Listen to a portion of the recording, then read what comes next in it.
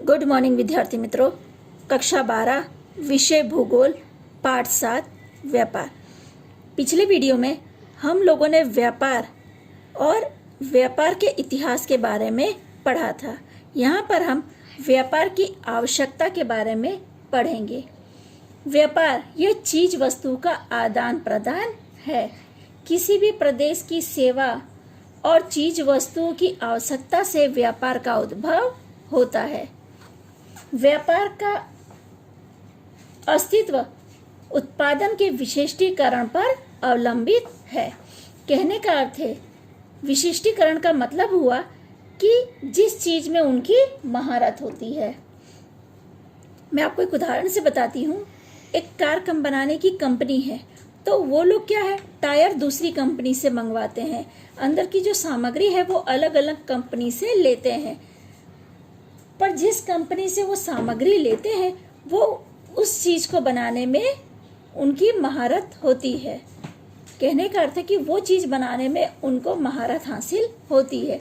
अब एक ही कंपनी हर चीज नहीं बना सकती। अगर कार बनाने की कंपनी में आप जाते हैं तो आप उसमें देखिए, वो सिर्फ कार को सारे जितने पार्ट्स हैं उनको इकट्ठा करके जोड़ने का काम करती है, पर टायर है या अंदर की जो मशीनरी है वो अलग अलग कंपनियों से इकट्ठा करती हैं। जो कार बनाने की कंपनी है वो हर चीज का उत्पादन नहीं करती। जैसे अब मारुति सुजुकी कंपनी है, वो गाड़ी बनाती है, पर उसके लिए टायर है या अंदर की जो भी मशीनरी है वो अलग अलग कंपनियों से लेती है। तो उसको विशिष्टीकरण कहते हैं कि किसी कंपनी के जरिए उस सामग्री को लेकर उससे निर्माण काम करना। तो विशिष्टीकरण का अर्थ हुआ कि वह कंपनी उसी सामग्री को बनाने में महारत रखती हो। अब बिस्किट बनाने की कंपनी में जाओ तो आप उससे बोलो कि आप खाने की या नाश्ते की हर आइटम बनाइए, तो वो नहीं बनाएंगे। वो सिर्फ बिस्किट बनाने का काम करेंगे, क्योंकि उसमें उनकी विशिष्टीकरण मौजूद है। हर चीज हर जगह पर मिलती नहीं है। अलग अलग कंपनियों में आपको अलग अलग चीज की विशिष्टीकरण देखने को मिलता है। कोई भी देश वस्तुओं और सेवाओं के उत्पादन में विशिष्टीकरण की प्रक्रिया को अपनाए तो उसका परस्पर दोनों देशों को लाभ होता है। जैसे मैंने आपको बताया कि सुजुकी कंपनी है तो वो MRF का टायर वापरती है, तो MRF का टायर दूसरी कंपनी बनाती है, और जो गाड़ी बनाने का काम है वो दूसरी कंपनी करती है। तो वो क्या है, परस्पर लेन देन का काम करते हैं, तो उसकी वजह से दोनों को लाभ होता है। इसी तरह व्यापार में भी है कि अगर परस्पर दोनों देश एक दूसरे से सामग्री लेते हैं या लेन देन की जो क्रिया करते हैं उससे दोनों देशों को लाभ होता है। वर्तमान युग में व्यापार या विदेश के आर्थिक संगठनों का आधार है। यानी आर्थिक विकास का आधार आज हम कहने जाएं तो व्यापार है। किसी भी देश की आर्थिक स्थिति का आधार महत्तम अंश में उस देश के विकास का चालक बल माना जाता है। अगर देश में व्यापार अच्छा होता है तो देश का विकास भी अधिक होता है। यानी कहने का अर्थ है कि व्यापार ही आर्थिक स्थिति का आधार माना जाता है, यानी उस देश के विकास का चालक बल उसे समझा जाता है। आर्थिक विकास की दृष्टि से आयात और निर्यात दोनों का महत्व अधिक है। जरूरी कच्चा माल, टेक्नोलॉजी की जानकारी, उपकरण, यंत्र सामग्री आदि का आयात किया जाता है। आयात का अर्थ होता है कि अपने देश में मंगाना। आयात का उपयोग करके विनिर्माण चीज वस्तुओं और सेवाओं का निर्यात किया जाता है। विनिर्मित यानी जो कच्ची सामग्री हमने बनाई है उसमें से नई सामग्री बनाकर उसका निर्यात करना, तो उसे विनिर्मित प्रक्रिया कहते हैं। इस तरह देश के विकास में आयात और निर्यात दोनों का स्थान महत्वपूर्ण है। अब सिर्फ आप सामने से सामान मंगाते रहें तो भी देश की आय बाहर जाएगी, और आप खाली निकासन करते रहें तो भी हमेशा निकासन संभव नहीं होगा, क्योंकि हर सामग्री हमारे देश में ही उत्पादित नहीं होती। इसलिए दोनों का महत्व है। अगर हम आयात करते हैं, उसे विनिर्मित करके अगर उसका निर्यात करें तो हमें ज़्यादा लाभ होगा।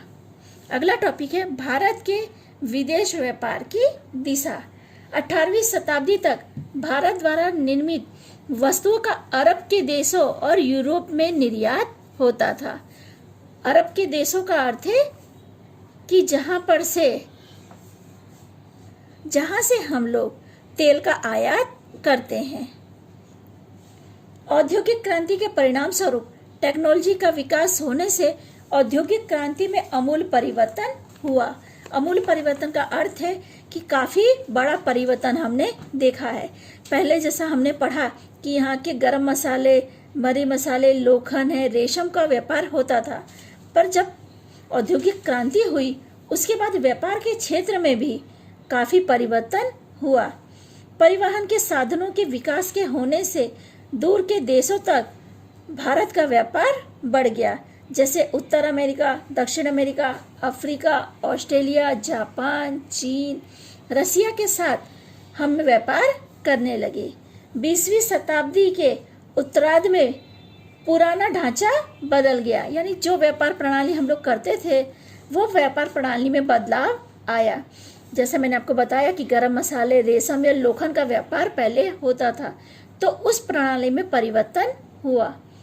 1991 के पश्चात भारत द्वारा अपनाई गई उदारीकरण, वैश्वीकरण और निजीकरण की नीति के परिणाम स्वरूप भारत जैसे विकासशील देश विकसित देशों को उद्योग द्वारा उत्पादित वस्तु की प्रतियोगिता में समक्ष बना है। कहने का कि उदारीकरण यानी व्यापार में लोगों को सहायता सरकार देने लगी, कर कम कर दी, जो जमीन है वो सस्ते भाव में देने लगी। यानी व्यापार के क्षेत्र में उदारीकरण अपनाने से व्यापार को प्रोत्साहन मिला। वैश्वीकरण का अर्थ होता है कि विश्व के साथ जो व्यापार हो रहा है उसमें क्या है, सरकार के द्वारा करार किए जाते थे, जिसकी वजह से विश्व का बाजार जो है वो भारत के लिए खुल गया। और निजीकरण यानी खानगीकरण जिसे हम कहते हैं। कुछ कारणों से जो सरकारी कंपनी नुकसान में जाती है, ऐसी कंपनी को प्राइवेट क्षेत्र में रूपांतरित कर दिया जाता है, जिसकी वजह से वो कंपनी बहुत कम समय में काफी मुनाफा करती है, तो उसे निजीकरण की नीति कहते हैं। इन तीनों नीति की वजह से जो हमारा भारत विकसित देश में आता था वो विकासशील देशों के व्यापार में सहायक होने लगा। यानी विकासशील देशों ने हमारे भारत से सामग्री मंगवाने लगे, यानी जो हमारी वस्तु थी वो प्रतियोगिता में समक्ष बनी है।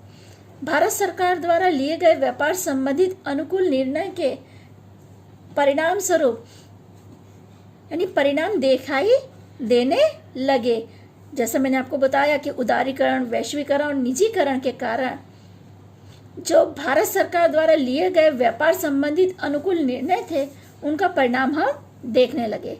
भारत के परंपरागत व्यापार का परिणाम घट गया।